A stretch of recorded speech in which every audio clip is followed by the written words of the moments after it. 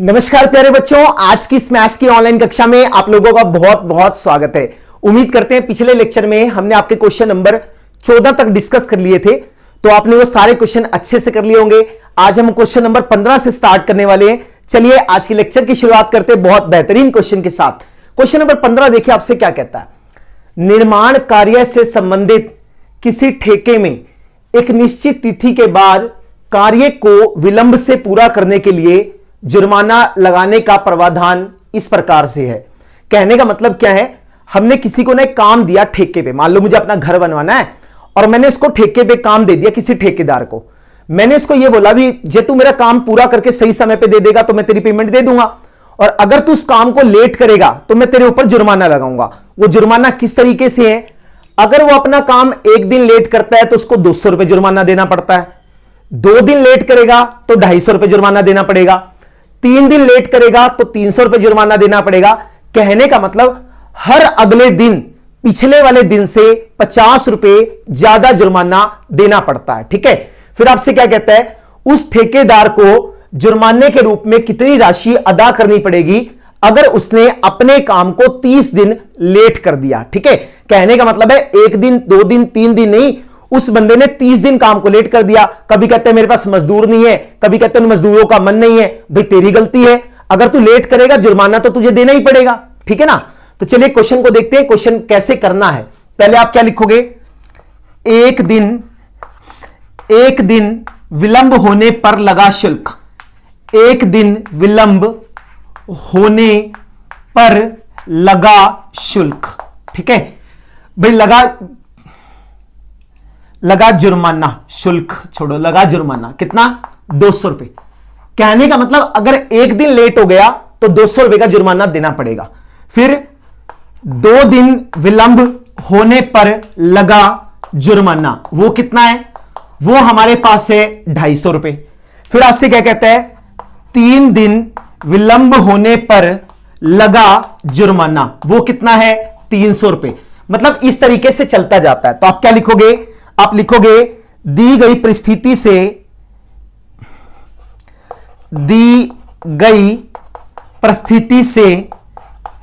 प्राप्त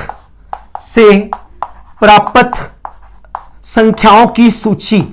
दी गई स्थिति से प्राप्त संख्याओं की सूची है ना, जो स्थिति हमें दे रखी है उससे हमें क्या संख्याएं मिलती हैं। सबसे पहला मिलता है 200, फिर मिलता है 250, फिर मिलता है 300, और ऐसे करके जा रहा है। अगर आप थोड़ा सा ध्यान दोगे तो आपको दिखेगा इसके सारे क्रमागत पदों का अंतर एक जैसा है।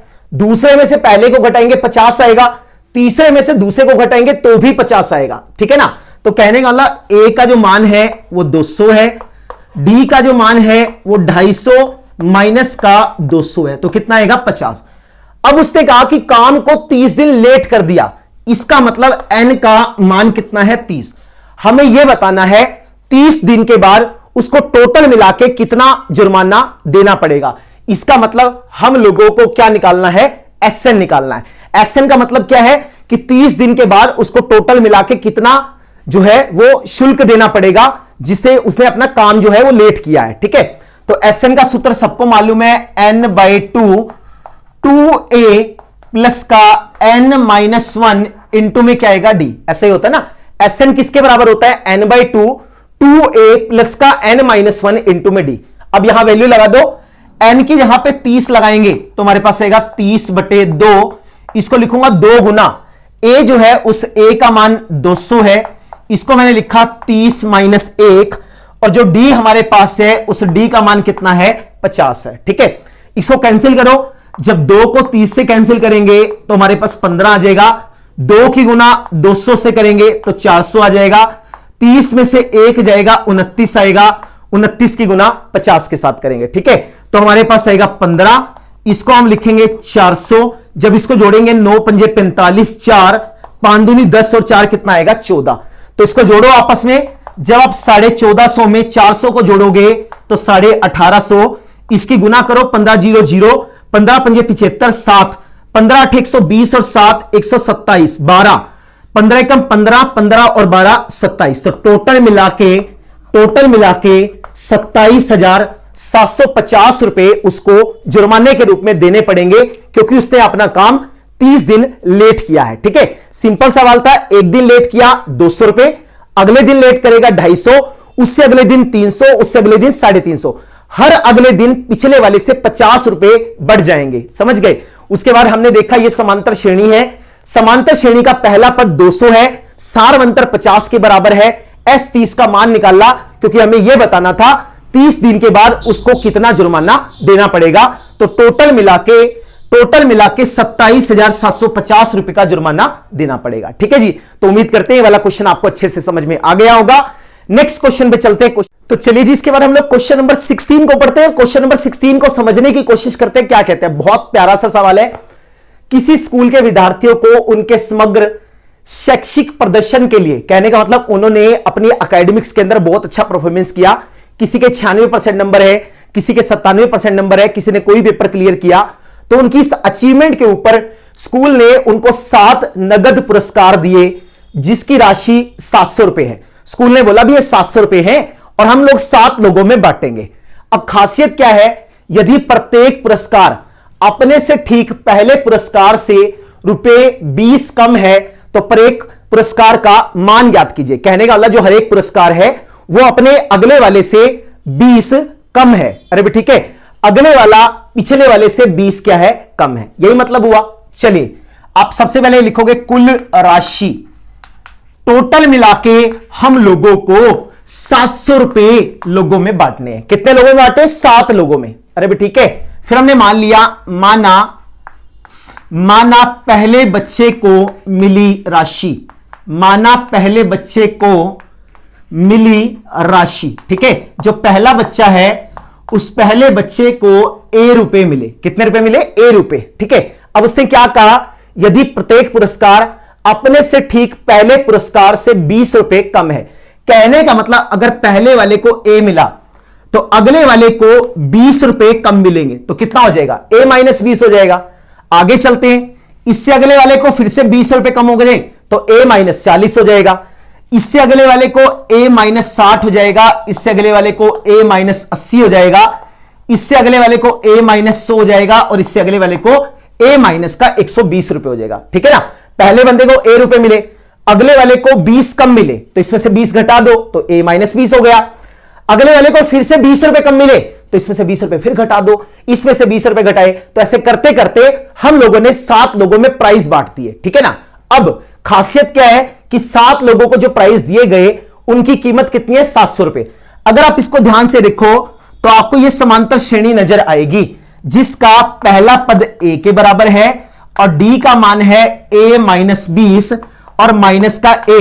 कहने का मतलब हर अगला प्राइस पिछले वाले से 20 रुपए कम है। ठीक है जी, अब सारे के सारे प्राइस को, अगर मैं सारे के सारे प्राइस को आपस में जोड़ देता हूं, अगर मैं सारे के सारे प्राइस को आपस में ऐड कर देता हूं, तो आपको मालूम है टोटल मिला के हम लोगों को 700 रुपए दिए गए, तो ये 700 के बराबर हो जाएगा। अब देखो A कितनी बार है? 1 2 3 4 5 6 7, तो ये हमारे पास 7 बार लिखा है, तो हमने लिख दिया 7A। माइनस का 20 और माइनस का 40, माइनस का 60, 120, 120 के बाद 80 जोड़ेंगे कितना आएगा? 200, 200 में 100 जोड़ेंगे तो कितना आएगा? 300, और 300 में 420 को ऐड करेंगे तो हमारे पास आएगा माइनस का 420 बराबर किसके है? 700 के। ये 420 माइनस का है, जब ये उधर जाएगा तो प्लस का हो जाएगा। 700 420 को अपने बीच में लपेटेगा और लपेट के दोनों मिलके 1120 बन जाएंगे। ठीक है, तो A का मान निकालना है, 7 गुना का है, जब उधर जाएगा भाग का होगा, 7 एकम 7, 7 छिके 42 जीरो, तो A का जो मान है वो कितना आ गया? 160 आ गया। हम लोगों को बताना था जो 7 लोगों को पैसे मिले वो कितने कितने मिले हैं, तो पैसे कितने मिले थे? यहां से सबसे पहले क्या मिला था? A मिला था, तो A का मान कितना निकाल लिया? A का मान निकाल लिया 160। फिर उससे अगला कितना है? उससे अगला है A माइनस का 20, तो 160 माइनस का 20 तो कितना हो गया? 140 हो गया। उससे अगला क्या मिला? A माइनस 40, तो 160 माइनस में 40 तो कितना हो गया? 120 हो गया। उससे अगला क्या मिला? A माइनस का 60, 160 माइनस का 60 तो कितना हो गया? 100 हो जाएगा। उसके बाद नेक्स्ट क्या है? A माइनस का 80, तो 160 में से अगर आप 80 को घटाओगे तो 80 आ जाएगा। फिर ए में से हमने 100 को घटाया तो 160 माइनस का 80 किया तो हमारे पास 100 किया है ना, तो कितना आ जाएगा 60 आ जाएगा।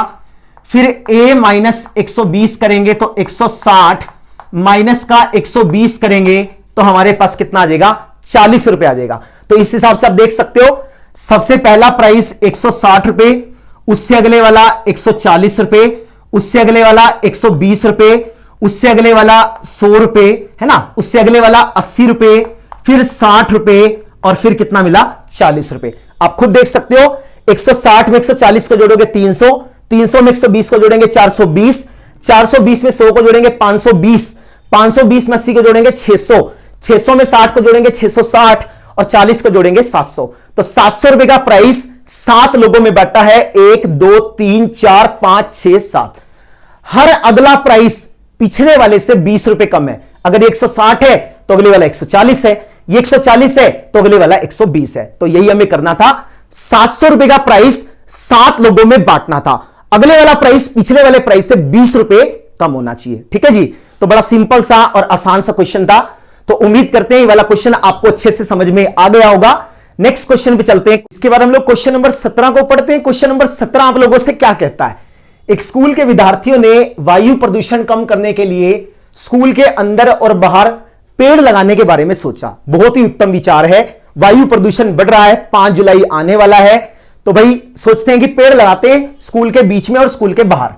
फिर क्या कहता है? यह निर्णय लिया गया कि प्रत्येक कक्षा का प्रत्येक अनुभाग अपनी कक्षा की संख्या के बराबर पेड़ लगाएगा। इसका मतलब क्या हुआ? इसका मतलब यह है कि मान लो हमारे स्कूल में 12 क्लासें हैं, 1 2 3 4 5 6 7 8 9 10 11 और 12। हर एक क्लास उतने पेड़ लगाएगी जितनी क्लास में वो पढ़ती है। जैसे पहली क्लास है 1 पेड़ लगाएगी, दूसरी क्लास है 2 पेड़ लगाएगी, तीसरी क्लास 3 पेड़ लगाएगी, चौथी 4 लगाएगी और 12वीं क्लास 12 पेड़ लगाएगी। उसने ये बोला कि प्रत्येक कक्षा के 3 अनुभाग है। अनुभाग का मतलब सेक्शन है। जैसे आपके हैं section A, section B, section C, ऐसे करके हर एक क्लास के 3-3 सेक्शन है। तो मौका तो सबको मिलना चाहिए। जैसे इसका है ए, बी और सी।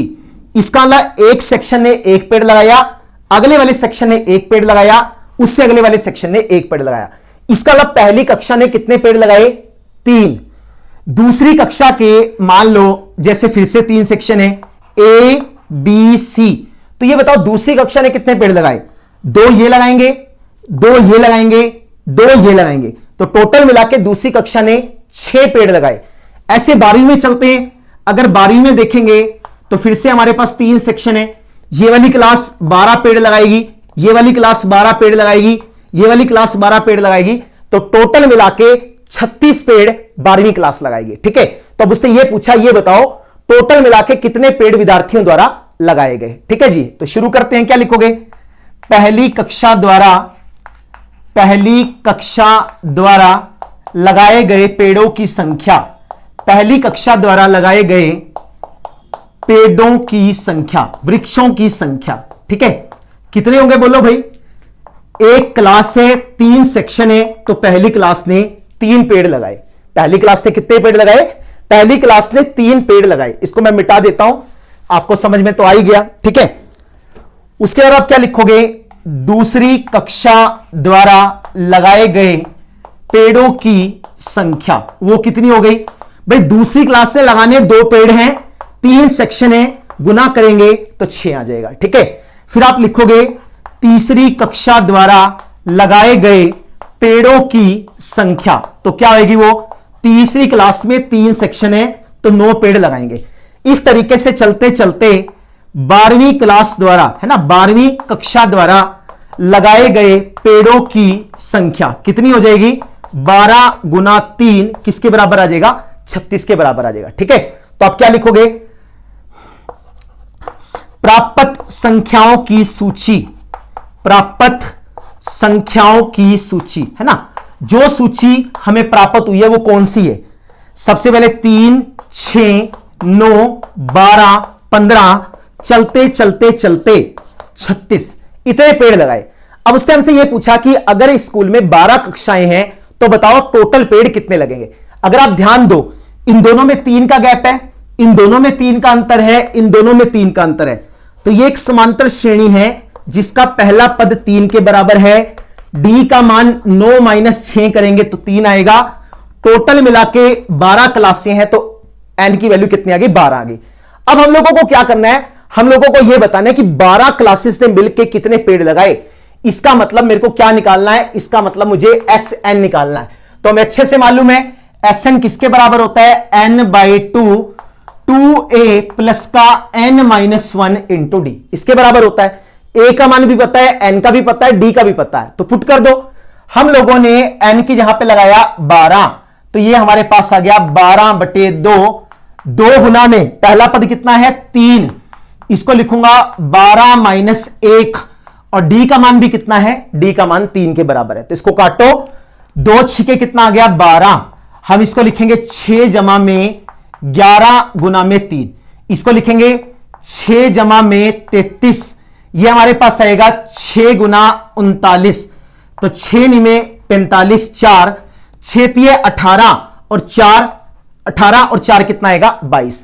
तो टोटल मिला के 225 पेड़, टोटल मिला के 225 पेड़ जो हैं वो एक स्कूल वाले बच्चे लगाते हैं, जिनमें 12 क्लासेस हैं, हर क्लास में 3 सेक्शन है, और हर एक क्लास उतने ही पेड़ लगाएगी जितनी कक्षा में वो पढ़ती है। ठीक है, बहुत प्यारा सवाल है, हरियाणा बोर्ड वालों का फेवरेट कह सकते हैं। बहुत अच्छा सवाल है क्योंकि इसमें एक तो वायु प्रदूषण के बारे में पता लगता है कि हमें पेड़ लगाने चाहिए, और दूसरा हम लोगों का मैथ का सवाल भी हल हो जाता है। तो पेपर में इसी तरह के क्वेश्चन बनाए जाते हैं जहां से आपको कुछ सीखने को भी मिले और साथ में आपको मैथमेटिक्स करने को भी मिले। ठीक है, तो उम्मीद करते हैं ये वाला क्वेश्चन आपको अच्छे से समझ में आ गया होगा। कोई दिक्कत नहीं है, एक क्लास 1 पेड़ लगाएगी, दूसरी क्लास 2 लगाएगी, तीसरी 3 लगाएगी, हर एक के 3-3 सेक्शन है। तो इस पहले वाले 3 लगाएंगे, अगले वाले 6 लगाएंगे, उससे अगले वाले 9 लगाएंगे, और 12वीं क्लास टोटल मिलाकर 36 पेड़ लगाएगी। तो हमें यह सूची प्राप्त हुई थी, ये एपी है, पहला पद 3 है, सारवंतर 3 है, और एन का मान 12 है, तो हमने यहां पे लगा दिया। तो यहां से जब हम S12 निकालेंगे तो 225 के बराबर आ जाएगा। ठीक है जी, तो उम्मीद करते हैं क्वेश्चन आपको समझ में आ गया होगा। इसके बाद फिर हम लोग आगे चलते हैं नेक्स्ट क्वेश्चन पे। क्वेश्चन इसके बाद क्वेश्चन नंबर 18 को देखते हैं। भयानक सा दिखने वाला ये सवाल इतना भयानक नहीं है जितना आप सोच रहे हो, बहुत ही सरल है, समझने की कोशिश करते हैं। देखो क्या है, अरे टेंशन ना लिया करो यार, इतना नकली सवाल है ना, आप खुद कहोगे सर फिगर तो ऐसे बना रखा है, पता नहीं शक्तिमान ही उतर आएगा नीचे, है ना।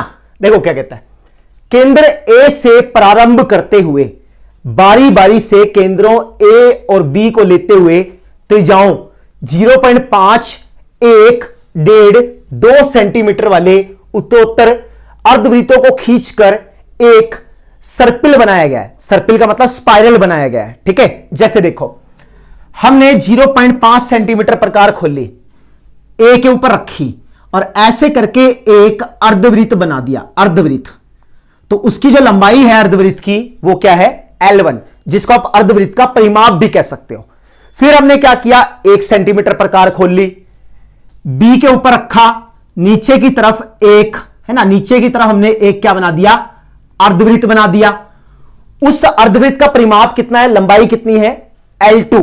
फिर हमने क्या किया, 1.5 सेंटीमीटर प्रकार खोला, सी के ऊपर रखा और ऐसे करके एक अर्धवृत्त खींच दिया जिसका परिमाप L3 है। फिर 2 सेंटीमीटर प्रकार डी पे रखा, एक और अर्धवृत्त खींच दिया। तो कहने का एक बार अर्धवृत्त ऊपर खींच रहे हैं, एक बार अर्धवृत्त नीचे खींच रहे हैं। उससे फायदा क्या हो रहा है, उससे ना इस तरीके से स्पाइरल बनता नजर आ रहा है। इस तरीके से हम लोगों ने 13 अर्धवृत्त खींचे हैं।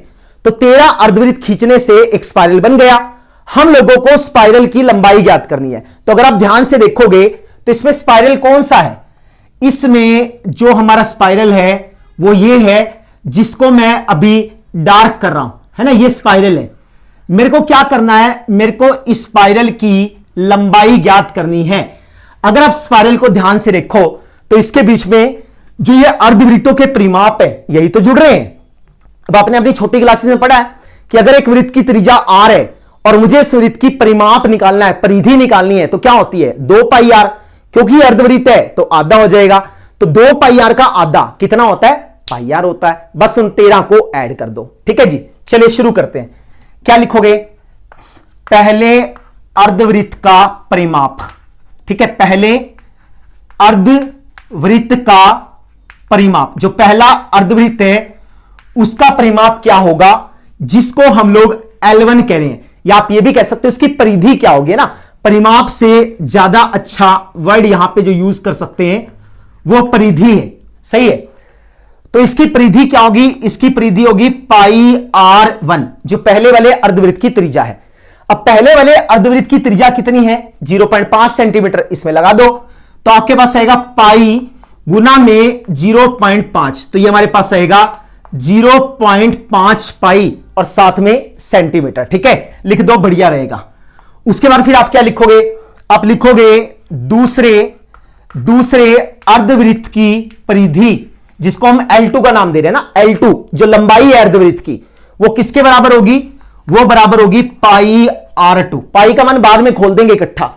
R का मान अगला कितना है? 1 सेंटीमीटर, तो हमने इसको लिखा पाई गुना 1, तो ये हमारे पास आ गया पाई सेंटीमीटर। ठीक है जी। फिर उसके बाद आप क्या लिखोगे? तीसरे अर्धवृत्त की परिधि, जो तीसरा अर्धवृत्त है इसकी परिधि है L3, जिसको हम लिख सकते हैं पाई R3, तो पाई गुना 1.5, तो ये हमारे पास आएगा 1.5 पाई सेंटीमीटर। ऐसा बन जाएगा। तो अब ऐसे चलते चलते चलते कितना है? 13 सर्कल है, तो कोई दिक्कत नहीं। तो आप क्या लिखोगे? प्राप्त संख्याओं की सूची, जो हम लोगों को संख्याएं प्राप्त हुई हैं उनकी हम लोगों ने क्या किया? उन लोगों की हमने सूची बना ली। तो वो सूची क्या बनेगी? सबसे पहली है 0.5 पाई, अगली है 1.0 पाई, उससे अगली है 1.5 पाई, उससे अगली आएगी 2.0 पाई, और ऐसे चलते चलते चलते कहां तक चलेगी? कहां तक चलेगी? 13 पदों तक। 13 सर्कल हमने बनाए हैं, 13 अर्धवृत्त हम लोगों ने बनाए हैं। ठीक है, अगर आप इनको ध्यान से देखोगे तो आपको यह समांतर श्रेणी नहीं दिख रही है क्या? 1 में से आधा घटाएंगे 0.5, 1.5 में से 1 को घटाएंगे 0.5, 2 में से 1.5 को घटाएंगे तो भी 0.5। सही है कि नहीं है? चलो, इसका जो पहला पद है वो 0.5 पाई है, जो डी का मान है वो 1 पाई में से 0.5 पाई को घटाएंगे तो 0.5 पाई आ जाएगा। अब कितने अर्धवृत्त है? 13 अर्धवृत्त है, तो एन का मान कितना है? 13। हम लोगों को यह बताना है कि 13 अर्धवृत्त बनाने में उसकी जो तार है उस तार की लंबाई क्या है, जो स्पाइरल है उसकी लंबाई क्या है।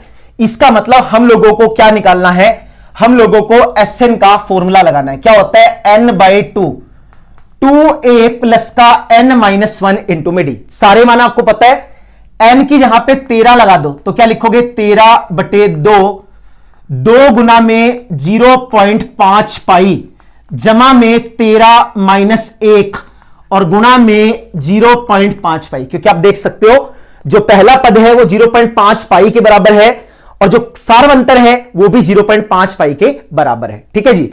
अब 13 से 2 तो कट नहीं सकता, तो इसको मैं यहां लिख देता हूं S13, ये बराबर होगा 13/2 गुना में 2 की गुना 0.5 से करेंगे तो हमारे पास 1.0 पाई आ जाएगा। ठीक है, इसको देखो, ये हमारे पास क्या बनेगा? 12 गुना में 0.5 पाई, ऐसा बनेगा ना। 12 गुना में क्या बनेगा? 0.5 पाई। चलिए इसको लिखो, क्या लिखेंगे?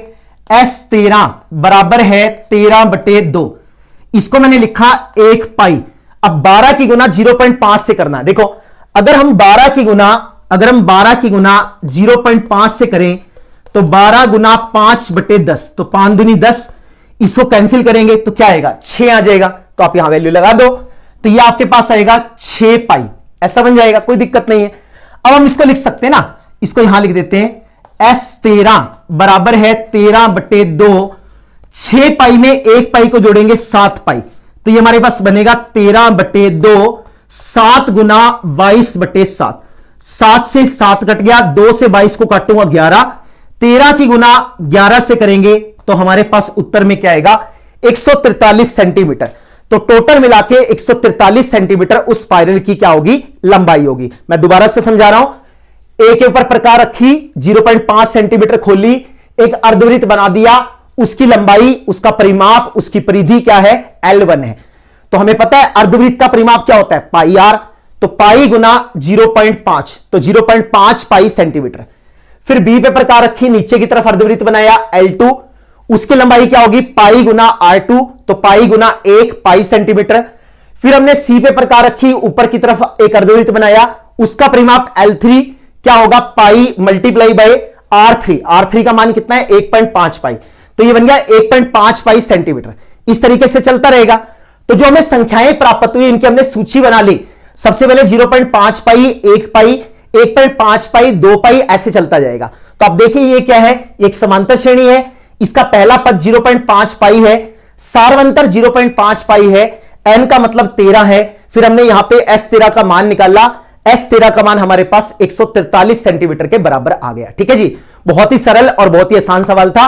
उम्मीद करते हैं क्वेश्चन आपको अच्छे से समझ में आ गया होगा। इसके बाद हम नेक्स्ट क्वेश्चन पे चलते हैं, क्वेश्चन नंबर 19 पे। जिसके बाद क्वेश्चन नंबर 19 को पढ़ने की कोशिश करते हैं। क्वेश्चन नंबर 19 आपसे क्या कहता है, 200 लट्ठों को ढेरी के रूप में इस प्रकार रखा जाता है। पहले तो आपको समझ में आना चाहिए लट्ठे का मतलब क्या होता है। आपने देखा होगा जो मोटे मोटे बांस होता है जिनको हम लोग बल्ली कहते हैं, जब हमारा घर बनता है दीवार बनाने के लिए उस समय में बल्लियां बांधी जाती है, बड़े बड़े लंबे गोल गोल से जो होते हैं, है ना, सिलेंडर जैसे, जैसा हमारे बेलन के आकार के होते हैं उस तरीके के बड़े बड़े लंबे से डंडे होते हैं जिनको हम लोग लट्ठा बोलते हैं, और आम लैंग्वेज में उसको बांस बोला जाता है। बांस, जब टेंट लगाया जाता है या घर बनाया जाता है तो वहां पे लंबे लंबे बांस का इस्तेमाल किया जाता है, जिसको हम लोग बल्लियां भी बोलते हैं। ठीक है, आपसे कहते हैं हमारे पास 200 लट्ठे हैं, उनको ढेरी के रूप में लेके जाता है। मान लो मैं किसी दुकान वाले से लेके आया, भी मेरे घर में शादी है, आप मेरे को ना वो दे दो बांस से, ताकि मैंने अपने घर में जाके वो बड़ा सा कुछ बांधना है और वहां पे टेंट लगाना है, तो वो दे देता है। पूरी की पूरी बग्गी भर के आती है। मैं क्या करता हूं, उसको रखता हूं ऐसे करके, पहले मैंने बिछा दिए, नीचे करके मैंने क्या किया, सबसे नीचे वाली पंक्ति में मेरे पास 20 लट्ठे थे, उसके ऊपर मैंने अगली पंक्ति बनाई, उसमें 19 रखे, उससे आगे ऊपर मैंने फिर बनाया, फिर मैंने 18 रखे, फिर मैंने 17 रखे, इस तरीके से चलते गए। ठीक है, आपसे कहते हैं ये बताओ ये वाले 200 लट्ठे कितनी पंक्तियों में रखे जाएंगे, और जो सबसे ऊपर वाली पंक्ति है उसमें कितने लट्ठे होंगे। समझ में आ गया? तो कहने का मतलब जो सबसे लास्ट वाली है उसमें 20 है, उससे अगले वाली में 19 है, उससे अगले वाली में 18, 17, ऐसे चलता जाएगा, और 200 के 200 लट्ठे थोड़ी देर के बाद खत्म हो जाएंगे। आपको यह बताना है कि ये 200 लट्ठे कितनी पंक्तियों में रखे गए। इसका मतलब आपसे n का मान पूछ रहा है। आपको कहता है कि जो Sn है, Sn हमारे पास 200 है, टोटल मिला के 200 लट्ठे हैं। जो A हमारे पास है वो 20 है, और जो D हमारे पास है वो क्या है, D हमारे पास जो है वो क्या होता है A2 माइनस A1, तो 19 माइनस 20 करेंगे तो क्या आएगा, -1 आएगा। अब हमें क्या निकालना है, हम लोगों को यहां से पंक्तियों की संख्या बतानी है। पंक्तियों की संख्या का मतलब हम लोगों को n बताना है। ठीक है, तो Sn का सूत्र लगा देते हैं, n/2, 2a प्लस का n-1 इंटू में क्या होता है d, यही होता है।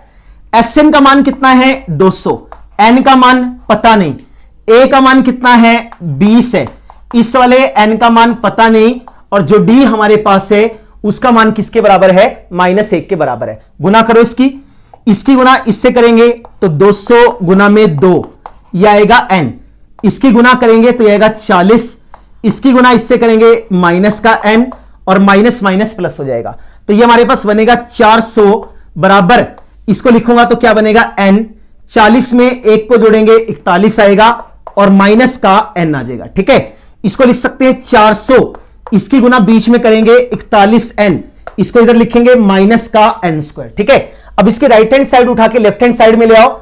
जब आप इसके राइट हैंड साइड को लेफ्ट हैंड साइड में लेके आओगे तो क्या होगा, हम इसको इधर लेके आते हैं तो हमारे पास बनेगा n का स्क्वायर माइनस का 41n, और जमा में क्या आएगा 400, किसके बराबर आएगा, 0 के बराबर आएगा। ठीक है, अब हम लोगों को इसके टुकड़े बनाने हैं, जैसे हमने द्विघात समीकरण में सिखाए थे। सबसे पहले वाले को सबसे लास्ट वाले से हम क्या करते हैं, गुना करते हैं। तो हमने 1 की गुना 400 से करी तो कितना आ गया, 400 आ गया। अब आप इससे टुकड़े तोड़ने शुरू करोगे, आप इसको लिखोगे 2 गुना 200, देखते रहना कहां बात बनेगी, 3 से तो जाएगा नहीं, 4 गुना 100, अब 4 में 100 को जोड़ूंगा 400 आएगा, और गुना करूंगा या घटाऊंगा तो 96 आएगा, लेकिन मुझे तो 4 चाहिए है ना, मुझे तो 41 चाहिए। उसके बाद 5 से किया, 5×8 40, अभी वो बहुत दूर है, 80 में 5 को जोड़ेंगे 85, घटाएंगे तो 75, नहीं बनी बात। फिर 6 से करके देखो जाएगा नहीं, 7 से नहीं आएगा, 8 गुना 50, 50 में 8 को जोड़ेंगे 42 और घटाएंगे, सॉरी जोड़ेंगे 58 और घटाएंगे 42, तो थोड़ा सा दूर अभी तो। फिर 10 से जाएगा, 10 से करके देखो 10 गुना 40, 40 में 10 को जोड़ेंगे 50 आएगा, घटाएंगे तो 30 आएगा, नहीं बनी बात।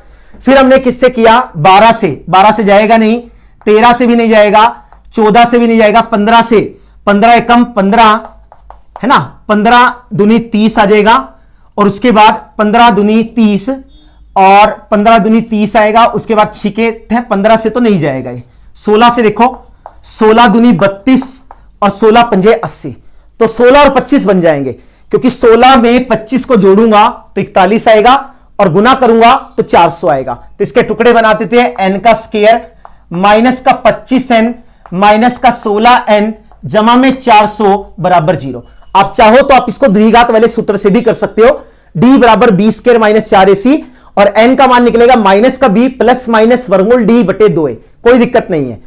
यहां से हमने n को बाहर निकाला, n माइनस 25, यहां से माइनस 16 को बाहर निकाल लेंगे तो बीच में आएगा n माइनस 25, क्योंकि 400 प्लस का था, माइनस को बाहर निकाला तो माइनस का हो गया, तो हमने इसको लिखा n माइनस 25 और n माइनस 16, इसका मतलब n माइनस 25 बराबर 0 और n माइनस 16 बराबर 0। तो आप यहां से देख सकते हो n का मान 25 है और n का मान कितना है 16, क्योंकि जब 25 उधर जाएगा तो प्लस का हो जाएगा, ये माइनस का 16 है, जब ये उधर जाएगा तो प्लस का हो जाएगा। इसका मतलब पंक्तियों की संख्या 25 आ गई, 16 आ गई।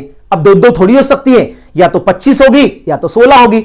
अब ऐसा थोड़ी है यार मैं बलियां लेके आया, एक सिस्टम से रखोगे तो एक ही बार तो बनेगा ना, ऐसा थोड़ी है भी मैं बना रहा हूं तो 25 बनेगी, कोई और बनाएगा तो 16 बनेगी। वो तब होता अगर मैं इसको अलग अलग तरीके से बनाता। अब तो मुझे कह दिया भी नीचे 20 रखनी है, फिर 19, फिर 18, फिर 17, तो दो दो आंसर नहीं हो सकते। एक सवाल हमसे और पूछा गया है, यह बताओ सबसे ऊपर वाली पंक्ति में कितने लट्ठे हैं। इसका मतलब सबसे ऊपर वाली पंक्ति कौन होगी, 25 और या फिर क्या होगी 16। तो हम क्या करते हैं, a 25 का मान निकाल लेते हैं। आपको मालूम है a जमा में 25 माइनस 1 इंटू डी, तो a का मान कितना है, a का मान 20 है, इसको लिखूंगा 24 आएगा, d का मान माइनस 1 आएगा, 20 माइनस 24 तो माइनस का 4। इसका मतलब 25वीं पंक्ति में माइनस 4 लट्ठे होंगे, लेकिन ये तो गलत है ना। लट्ठों की संख्या है ना, लट्ठों की संख्या ऋणात्मक नहीं होती, लट्ठों की संख्या ऋणात्मक नहीं हो सकती या नहीं होती। जो लट्ठे होते हैं वो कभी ऋणात्मक नहीं होते। इसका मतलब n का मान 25 तो नहीं होगा, इसका मतलब n का मान कितना होगा 16। अब हमें यह बताना है सबसे ऊपर वाली पंक्ति में कितने लट्ठे थे। इसका मतलब मेरे को क्या निकालना है, इसका मतलब मेरे को a16 निकालना है। तो आपको अच्छे से मालूम है a16 किसके बराबर होता है, a जमा 15d। a का मान कितना है, a का मान 20 है, d का मान माइनस 1 है, तो 20 माइनस का 15 तो क्या आ गया 5। इसका मतलब सबसे ऊपर वाले में कितने लिखे होंगे 5, और टोटल मिला के ये कितने पद हैं, टोटल मिला के ये हमारे पास 16 पद है। और सबसे ऊपर वाली जो बनेगी उसके अंदर हमारे पास 5 लट्ठे रखे होंगे। मैं दोबारा से समझा देता हूं, मैं कहीं से बलियां खरीद के लाया और मैंने उसको अपने घर में रखने की कोशिश की। धरती में मैंने पहले 20 बिछा दी, उसके ऊपर 19, फिर 18, फिर 17, फिर 16, ऐसे चलता गया। टोटल मिला के 200 थे, तो कभी ना कभी तो खत्म होगा। तो मुझे यह बताना है कि टोटल मिला के कितनी पंक्तियां थी। तो मैंने मान लिया n पंक्तियां थी, Sn का मान लगाया 200 है, n बटे 2, 2 गुना 20 जमा में n माइनस 1, और d का मान कितना है -1। इसकी गुना करेंगे -n जमा में 1, 40 में 1 को जोड़ेंगे 41 माइनस n, गुना करेंगे 41n माइनस का n स्क्वायर। इस 400 को इधर ले जाएंगे है ना, या फिर इस सारे को उठा के इधर ले आओ। फिर हमने इसके बीच वाले के टुकड़े तोड़ दिए, माइनस का 25n माइनस का 16n। जब हमने इसको फैक्टराइज किया तो n का मान या तो 25 आएगा या तो 16 आएगा, लेकिन पंक्तियों की संख्या फिक्स होगी ना, या तो 25 होगी या तो 16 होगी, दोनों थोड़ी हो सकती है। फिर हमसे क्वेश्चन ये पूछा गया था, ये बताओ सबसे ऊपर वाली पंक्ति में कितने लट्ठे थे। तो पंक्ति में इसका A25 निकाला, वहां तो -4 आ गया। अब लट्ठे कभी -4 थोड़ी होते हैं, या तो होंगे या तो नहीं होंगे, है ना, माइनस में थोड़ी हो सकते हैं। तो इसका n का मान 25 तो हट गया। फिर हमने A16 निकाला, किसके बराबर आ गया 5 के। इसका मतलब 16 पंक्तियां बनेंगी और सबसे ऊपर वाली पंक्ति 16वीं पंक्ति में टोटल मिला के 5 लट्ठे रखे होंगे। ठीक है जी, तो उम्मीद करते हैं क्वेश्चन आपको समझ में आ गया होगा। चलिए जी, इस एक्सरसाइज का सबसे लास्ट सवाल, क्वेश्चन नंबर 20, सबसे बढ़िया है ना, मेरे को तो बहुत फेवरेट सवाल है मेरा ये, क्योंकि गेम की गेम हो जाती है, सवाल का सवाल हो जाता है। स्टेटमेंट थोड़ी बड़ी थी इसलिए मैंने नहीं लिखी, आप टेक्स्ट बुक में से देख लेना। मैं आपको एक्सप्लेन कर देता हूं इसका मतलब क्या है। आपसे कहते हैं एक ना आलू की रेस चल रही है। क्या है? आलू है, उन आलूओं की रेस चल रही है। आप सोचोगे आलू कैसे रेस लगाते हैं? आलू रेस नहीं लगा रहे हैं, रेस तो बंदा ही लगा रहा है, लेकिन रेस आलूओं की है। वो मतलब क्या हुआ, एक बाल्टी है, यहां पे एक बाल्टी रखी हुई है, पहले वाला आलू 5 मीटर की दूरी पर रखा हुआ है, फिर अगले वाले जितने भी आलू हैं वो सारे आलू 3-3 मीटर की दूरी पर रखे हुए हैं, 3-3 मीटर की दूरी पर रखे हुए हैं। समझ में आ गया? अब बात क्या है, अब बात यह है कि जो भी बंदा होगा जो भागेगा वो यहां पे खड़ा है इसके साथ। सबसे पहले क्या करेगा, भाग के जाएगा, पहला आलू उठाएगा, यहां से उठाने का, फिर वापस भाग के आएगा, इस बाल्टी के बीच में वापस डाल देगा। ठीक है, पहला आलू पूरा हो गया। फिर वो यहां से चलेगा, दूसरे आलू के पास भाग के जाएगा, दूसरे आलू को उठाएगा, फिर वापस आएगा, फिर से बाल्टी में डालेगा, फिर वो तीसरे के पास जाएगा, तीसरे आलू को उठाएगा, फिर आके फिर वापस आएगा, इस बाल्टी के बीच में डालेगा।